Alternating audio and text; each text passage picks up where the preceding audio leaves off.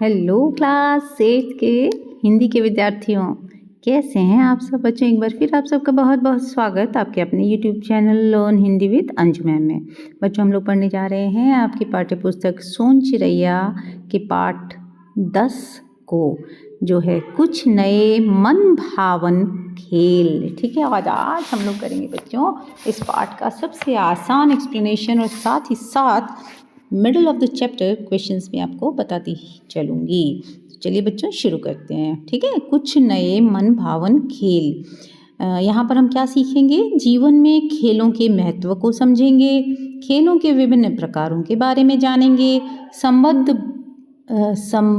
बोधक तथा समुच्चय बोधक अव्यय का समुचित ज्ञान प्राप्त करेंगे एवं अभ्यास करेंगे।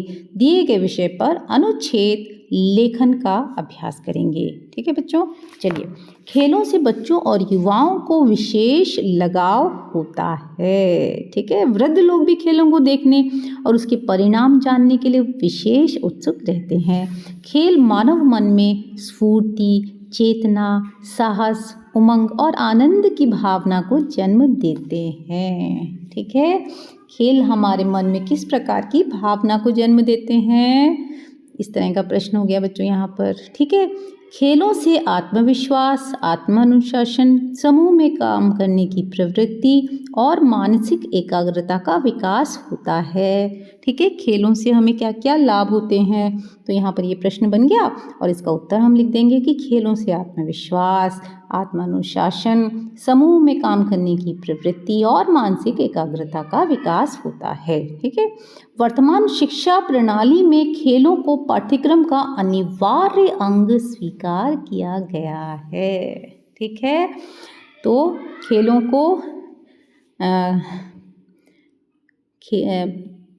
वर्तमान शिक्षा प्रणाली में खेलों को क्या स्थान मिला है, इस तरह से प्रश्न हो सकता है। ठीक है, पाठ्यक्रम का अनिवार्य अंग क्या होते हैं, खेल, है ना, इस तरह से प्रश्न बन सकते हैं।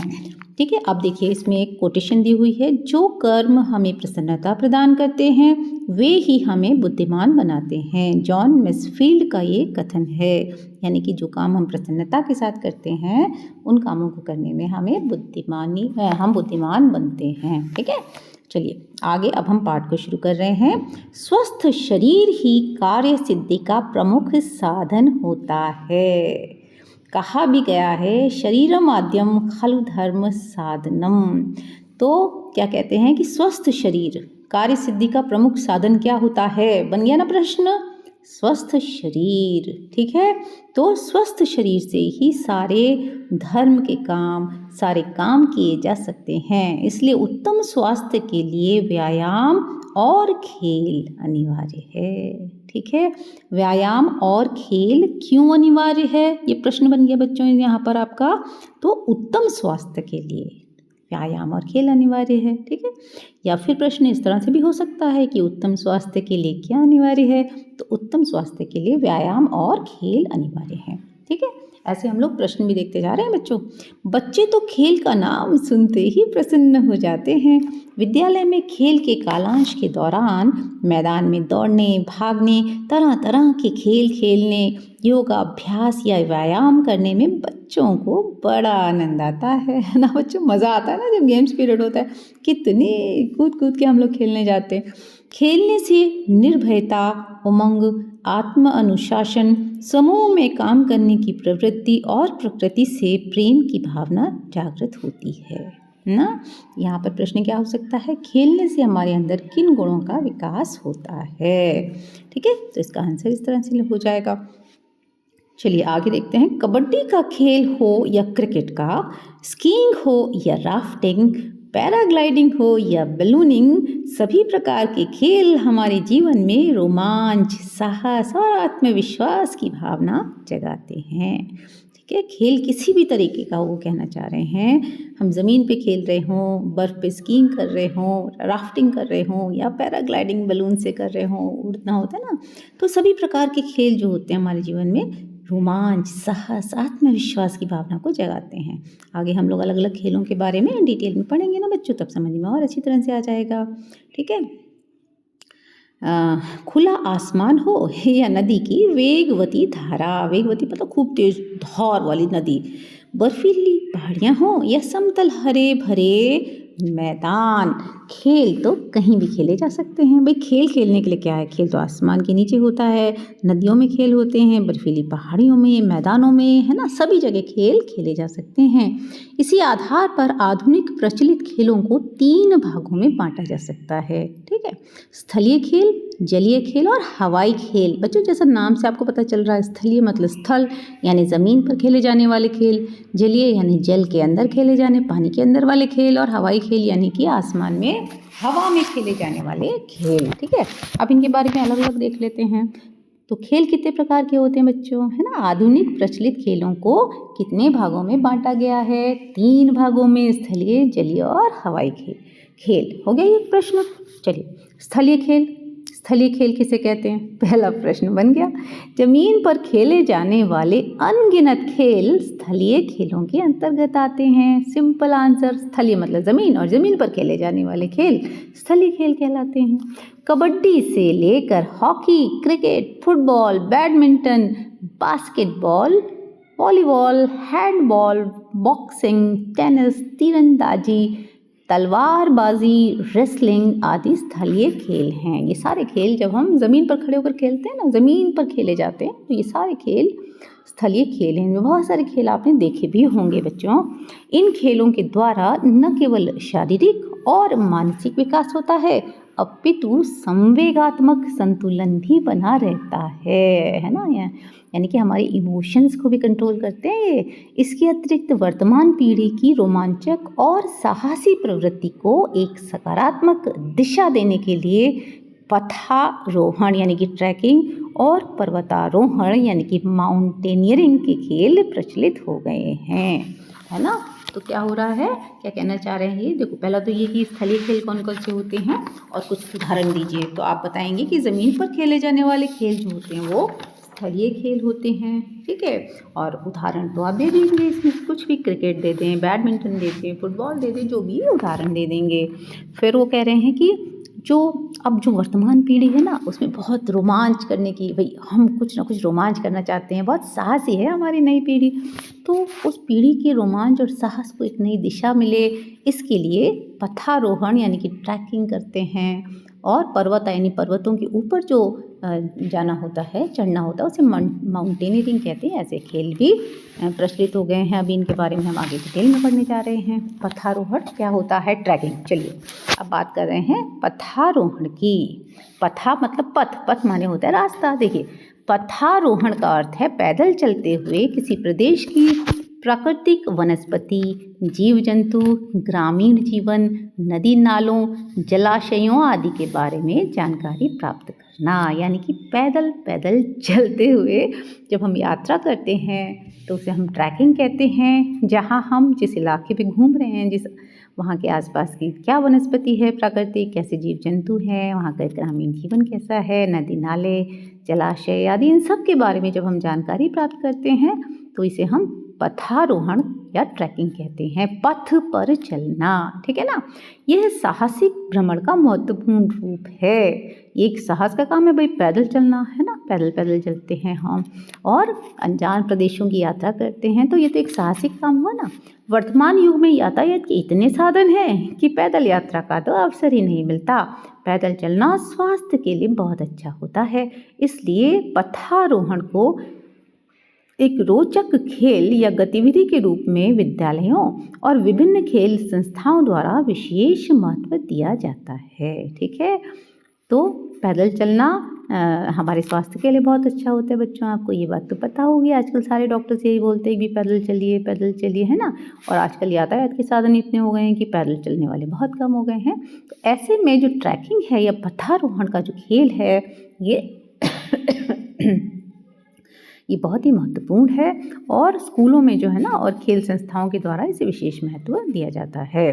पथारोहण पर जाते समय ऋतु के अनुसार कपड़े, नोटबुक, छड़ी, दिया सलाई, मोमबत्ती आवश्यक उपचार सामग्री, कैमरा आदि लेकर जाना चाहिए और सामान इतना ही हो जितना पीठ पर आसानी से लादा जा सके। ठीक है, तो अब ये बात हुई कि हमें पथारोहण पर जाते समय क्या क्या साथ में लेके चलना चाहिए। तो हमें बस कपड़े होने चाहिए मौसम के अनुसार, है ना, कहीं ठंड हो सकती है ना, कहीं गर्मी बहुत हो सकती है, उसके अनुसार। फिर नोटबुक, हम नोट कहाँ करेंगे सब चीज़ों को, जो भी इंपॉर्टेंट जानकारी मिले उसे हमें नोट भी तो करना है। साथ ही एक छड़ी होनी चाहिए रास्ते में चलने के लिए, है ना, कोई झाड़ियाँ आ जाएँ, कुछ और हो जाए रास्ते में, हटाने के लिए, कोई जीव जंतु मिल जाए तो उसे डराने के लिए भी।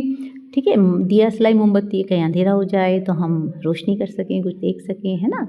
और इसी तरीके से आवश्यक उपचार सामग्री, है ना, यानी फर्स्ट एड से संबंधित कुछ दवाइयाँ होनी चाहिए, कोई समस्या आ जाए तो हम दवाई ले सकें। और कैमरा, है ना, कैमरा बहुत ज़रूरी है क्योंकि फ़ोटोग्राफी भी तो करनी होती है भाई।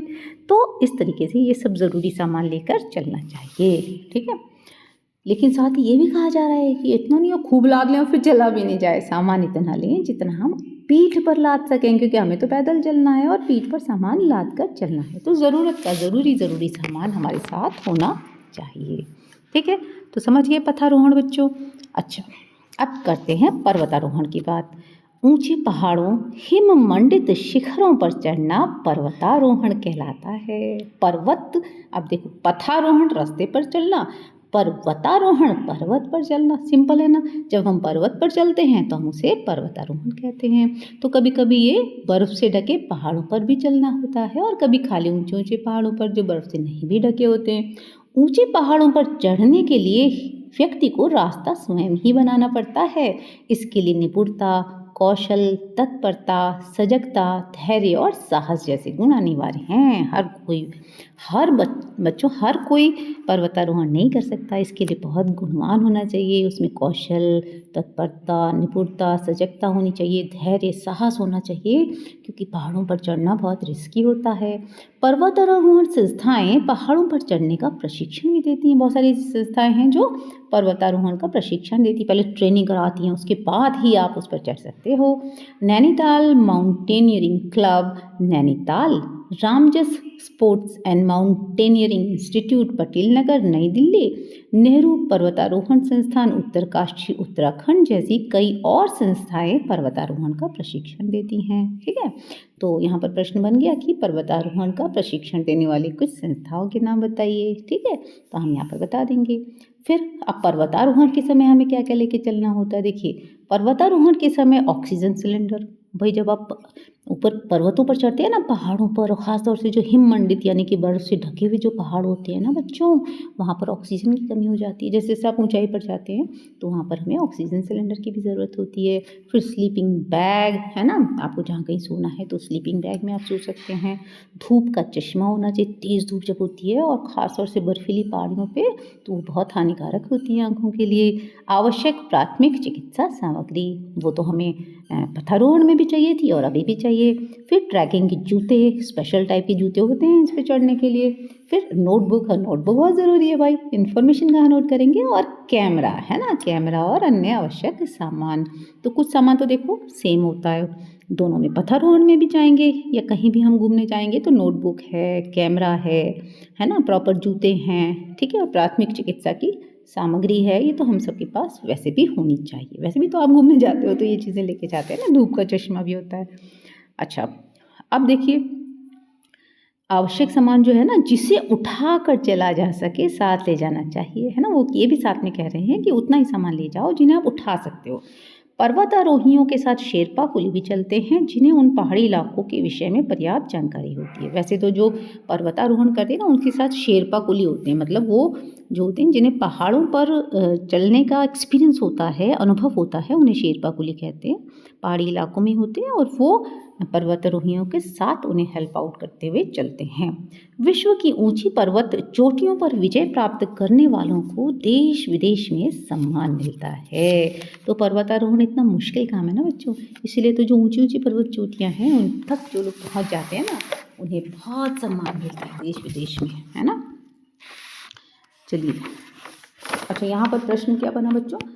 एक तो शेरपा कुली किन्हें कहते हैं, जो पर्वतारोहियों के साथ उनके सहायक के रूप में चलते हैं, उन्हें हम शेरपा कुली कहते हैं। पर्वतारोहण के समय हमें क्या क्या साथ ले जाना चाहिए, वो हम चीज़ें यहाँ से लिख लेंगे। ठीक है, चलिए आगे। स्कीइंग, है ना, स्कीइंग। अब स्कीइंग होता है, देखिए, बर्फ पर फिसलने का साहसिक खेल स्कीइंग कहलाता है। तीसरा खेल क्या हुआ? बर्फ का खेल, बर्फ पर फिसलने का साहसिक खेल। पहाड़ी ढालों पर जहाँ बर्फ की मोटी परत जमी होती है, खिलाड़ी ski runner ice stick, skiing shoes, skiing board, धूप का चश्मा, दस्ताने और लंबी बड़ी टोपी पहनकर बर्फ पर फिसलने का आनंद लेते हैं। बच्चों, इस तरीके से बर्फ पर समझ लो फिसल पट्टी के तरीके से होता है। यहाँ स्कीइंग, लेकिन आइस स्टिक होती है, स्टिक हाथ में लेकर के, और स्कीइंग के एक स्पेशल शूज़ होते हैं वो पहनकर, स्कीइंग का एक बोर्ड होता है वो फिसलता है, और उस पर जो है चढ़कर, या जो होते हैं ना जो खिलाड़ी होता है वो अपने धूप के चश्मे, दस्ताने, टोपी पहनकर और फिर बर्फ पर फिसलने का आनंद लेता है। इस खेल का आरंभ स्कैंडिनेविया से हुआ ऐसा माना जाता है ना। स्कीइंग का खेल का आरंभ कहाँ हुआ? देखो, स्कीइंग से ही इसमें भी आ रहा है तो आसान है ना। स्कीइंग से स्कैंडिनेविया में इस खेल का आरंभ हुआ। अच्छा, भारत में जोशीमठ के निकट स्थित औली का मैदान स्कीइंग के लिए विश्व प्रसिद्ध है ना। जोशीमठ पहाड़ी इलाका है, तो वहाँ पर जो औली का मैदान है वहाँ पर स्कीइंग होती है, वो पूरी दुनिया में प्रसिद्ध है। तो भारत का कौन सा स्थान स्कीइंग के लिए विश्व प्रसिद्ध है? तो इसका आंसर हो गया भारत में जोशीमठ के निकट स्थित औली का मैदान। ठीक है, चलिए अगला खेल है हॉकी। दो दलों के बीच हॉकी स्टिक तो आपने देखी होगी, नीचे से गोल होती है ना। हॉकी स्टिक और बॉल से खेला जाने वाला यह खेल विश्व के कई देशों में बहुत लोकप्रिय है। कनाडा और उत्तरी अमेरिका के बर्फीले इलाकों में आइस हॉकी खेली जाती है ना। आइस पर जब हॉकी होती है तो उसे आइस हॉकी कहते हैं। सबसे पहले 19वीं शताब्दी में इंग्लैंड में हॉकी खेली गई। अब प्रश्न बन गया, कहाँ पर सबसे पहले हॉकी खेली गई? 19वीं शताब्दी में इंग्लैंड में। आइस हॉकी कहाँ खेली जाती है? उत्तरी अमेरिका और कनाडा के बर्फीले इलाकों में। ठीक है, भारत में हॉकी का खेल बहुत लोकप्रिय है। यहाँ पुरुषों की टीम के साथ लड़कियों की भी हॉकी टीम विश्व प्रतियोगिता के लिए मैदान में उतरती है। ठीक है, उन्हें गोल्डन गर्ल्स ऑफ हॉकी कहकर सम्मानित किया जाता है। ठीक है, तो गोल्डन गर्ल्स ऑफ हॉकी किन्हें कहा जाता है? लड़कियों की हॉकी टीम को। चलिए अब क्रिकेट की बात करते हैं। क्रिकेट आज की पीढ़ी का सर्वाधिक लोकप्रिय खेल है। इस खेल में दोनों पक्षों में 11-11 खिलाड़ी होते हैं। ठीक है, बन गया ना प्रश्न, क्रिकेट के खेल में कितने खिलाड़ी होते हैं? ठीक है, एक पक्ष गेंद फेंकता है तो दूसरे पक्ष के खिलाड़ी बल्ले से गेंद को मारते हैं। हम सब ने क्रिकेट देखा हुआ है बच्चों। टेस्ट क्रिकेट मैच 5 दिनों तक खेला जाता है। ठीक है, एक प्रश्न ये हो गया, टेस्ट क्रिकेट मैच कितने दिन तक खेला जाता है? 5 दिनों तक। आजकल एक दिवसीय क्रिकेट मैच तथा सीमित 20-20 ओवरों के 20-20 मैच भी खेले जाते हैं। ठीक है, तो 20-20 जो मैच होते हैं वो, उसका नाम ही जैसे 20 है ना, तो ये 20-20 ओवर्स के होते हैं। एक टीम 20 ओवर खेलती है, फिर दूसरी टीम भी 20 ओवर्स खेलती है। इसके अलावा एक दिवसीय क्रिकेट मैच भी होते हैं जो एक ही दिन में खत्म हो जाते हैं। 16वीं शताब्दी के पूर्वार्ध में क्रिकेट का पहला मैच इंग्लैंड में खेला गया। क्रिकेट का पहला मैच कहाँ खेला गया? इंग्लैंड में। 18वीं शताब्दी की समाप्ति तक यह इंग्लैंड का राष्ट्रीय खेल घोषित किया गया। ठीक है, इंग्लैंड का राष्ट्रीय खेल किसे घोषित किया गया था? क्रिकेट को, है ना। इस तरह से प्रश्न बन गया। चलिए, अंग्रेजी साम्राज्य के विस्तार के साथ 19वीं शताब्दी के मध्य में पहला अंतर्राष्ट्रीय खेल खेला गया। यह खेल ऑस्ट्रेलिया, इंग्लैंड, भारत, पाकिस्तान, श्रीलंका, दक्षिण अफ्रीका और वेस्ट इंडीज़ में बहुत लोकप्रिय है। ठीक है, तो क्रिकेट का जो खेल है वो किन देशों में सर्वाधिक लोकप्रिय है? तो हम इन देशों का नाम यहाँ पर लिख देंगे। अब बात करते हैं कबड्डी। भाई साहब, कबड्डी तो भारत का राष्ट्रीय खेल है बच्चों। ये भारत का सर्वाधिक लोकप्रिय खेल है जिसे भारत के गांव और शहरों में बड़े आनंद और उत्साह के साथ खेला जाता है। समूह में खेले जाने वाले इस खेल में भी 2 पक्ष होते हैं। प्रत्येक पक्ष में 7 खिलाड़ी होते हैं। बन गया प्रश्न, कबड्डी के खेल में कितने खिलाड़ी होते हैं? यह भारत के विभिन्न राज्यों में भिन्न भिन्न नामों से जाना जाता है। कबड्डी तमिलनाडु, महाराष्ट्र, बिहार, आंध्र प्रदेश, तेलंगाना और पंजाब में खेली जाती है। इस खेल के विकास के लिए कबड्डी फेडरेशन ऑफ इंडिया की स्थापना की गई है। ठीक है, KFI के मतलब कबड्डी, एफ यानी कि फेडरेशन और आई मतलब इंडिया। ठीक है, तो अब खेलों के विकास के लिए भारत में कौन सी संस्था है, ये प्रश्न बन गया। Kabaddi federation of India. Kabaddi किन किन राज्यों में खेली जाती है, तमिलनाडु, महाराष्ट्र, बिहार, आंध्र प्रदेश, तेलंगाना और पंजाब में। ठीक है, इसके अलावा यह खेल जापान, मलेशिया और नेपाल में भी प्रचलित है। तो विदेशों में कबड्डी कहाँ खेली जाती है, जापान, मलेशिया और नेपाल में। ठीक है, एशियाई खेल प्रतियोगिताओं में भारत ने कबड्डी के मैच में कई बार स्वर्ण पदक जीते हैं, है ना बच्चों। अच्छा, अब चलते हैं जलीय खेल की तरफ। जलीय खेल यानी जल में खेले जाने वाले पानी वाले खेल। नदियों, झीलों, जलाशयों में खेले जाने वाले खेल जलीय खेल कहलाते हैं। ये तो आसान प्रश्न हो गया ना, जलीय खेल किसे कहते हैं, जो खेल जल में यानी कि नदियों, झीलों, जलाशयों में खेले जाते हैं उन्हें जलीय खेल कहते हैं। एग्जाम्पल के लिए जैसे तैराकी, वाटर पोलो, राफ्टिंग। ठीक है, इसके अलावा कयाकिंग, कैनोइंग, पाल नौकायन आदि जल क्रीड़ाएं बहुत लोकप्रिय होती जा रही हैं। सबसे पहले बात करेंगे वाटर पोलो की। झीलों में तैरते हुए हाथ से गेंद को मारकर खेला जाने वाला खेल वाटर पोलो कहलाता है। भारत के कई आवासीय विद्यालयों में प्रशिक्षित खेल प्रशिक्षकों के संरक्षण में वाटर पोलो खेला जाता है। विदेशों में भी इसका पर्याप्त प्रचलन है। इससे हाथ, पैर और शरीर के भीतरी अंगों की मांसपेशियों का समुचित व्यायाम हो जाता है। ठीक है, तो इसको मतलब एक तरह से पानी से बॉल खेलना है, ये मान लो अब बच्चों। दूसरा देखिए राफ्टिंग। नदी की तीव्र धारा के प्रवाह की विपरीत दिशा में नाव चलाना एक साहसिक कार्य है। गंगा की धारा देवप्रयाग से आगे बड़ी तीव्र और वेगवती होती है। राफ्टिंग के लिए यह सब बड़ा उपयुक्त है। ठीक है ना, तो राफ्टिंग क्या होती है, नदी की तीव्र धारा के प्रवाह के विपरीत दिशा में नाव चलाना, ये होता है राफ्टिंग, है ना।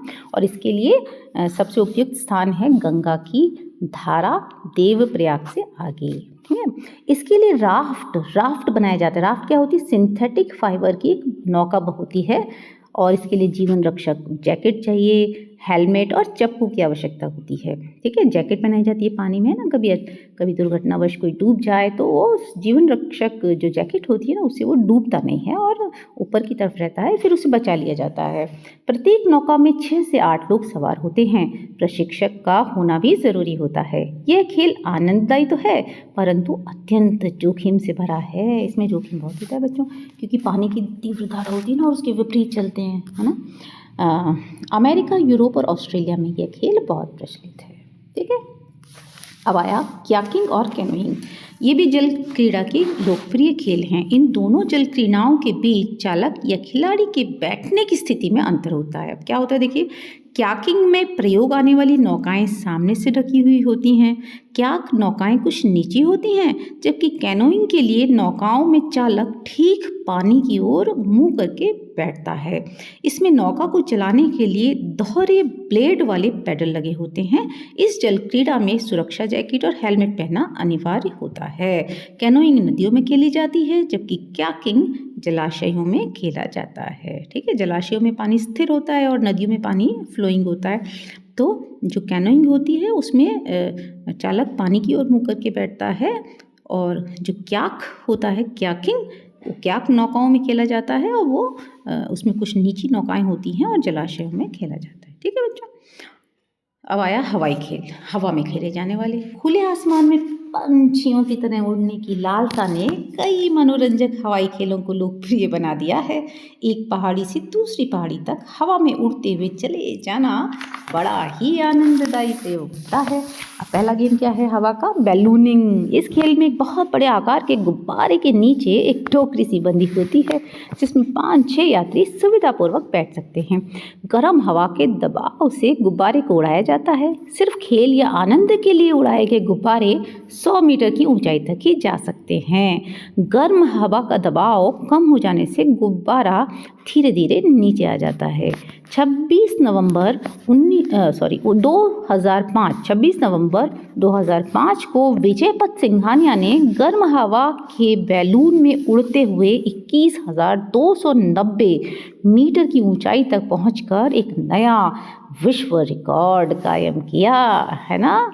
तो क्या प्रश्न बना यहाँ पर कि गर्म हवा के बैलून में उड़ने का विश्व रिकॉर्ड किसने बनाया था और कब बनाया था, ठीक है। और जो है खेल के लिए उड़ाए गए गुब्बारे कितने मीटर की ऊंचाई तक जा सकते हैं? 100 मीटर की ऊंचाई तक जा सकते हैं। 15 जनवरी 1991 को ग्रेट ब्रिटेन के निवासी पर्लिन स्ट्रिन और रिचर्ड ब्रिंसन ने गर्म हवा के बैलून द्वारा जापान से उत्तरी कनाडा तक 7671.91 किलोमीटर की लंबी यात्रा पूरी की, है ना। आप देखिए कितना रिस्की काम था। गर्म हवा के बलून से उन्होंने जापान से उत्तरी कनाडा तक गए, है ना, ग्रेट ब्रिटेन के 2 निवासी, ठीक है। आजकल हॉट एयर बैलूनिंग उत्सव ब्रिस्टल में मनाया जाता है, ठीक है। ये एक प्रश्न बन गया, हॉट एयर बैलूनिंग उत्सव कहाँ मनाया जाता है? ब्रिस्टल में। चलिए अगला है पैराग्लाइडिंग और हैंग ग्लाइडिंग। हवाई खेलों में इनकी लोकप्रियता दिनों दिन बढ़ती जा रही है। इस प्रकार के खेलों में सुरक्षा जैकेट, हेलमेट, ग्लाइडर और डोरी की आवश्यकता होती है, ठीक है।